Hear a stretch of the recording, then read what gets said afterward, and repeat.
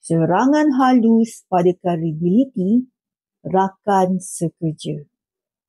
So, pada korang kerja pejabat, dalam organisasi ada pekerja yang tak serang KPI korang, tapi serang kredibiliti peribadi dan profesional rakan sekerja secara halus. Ini bukan tegur-menegur, ini strategi jatuhkan influence orang lain.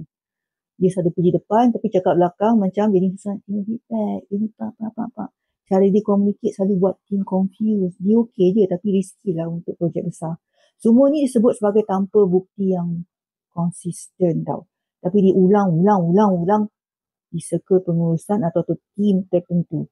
Tujuannya supaya orang mula hilang trust pada korang dan suara korang akan tenggelam.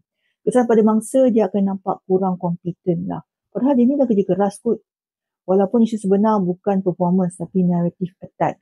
Tim lain yang dengar mula rasa tak selamat dan nak bersuara sebab takut kena serang kredibiliti oleh orang macam ni lah. Dua budaya ini semakin lama organisasi yang mula gerak atas persepsi bukan merit. Dan influence dalaman jadi medan perang psiko yang senyap. Saya Rahmat, saya dah buat webinar serangan psikologi. Cuma klik di bio.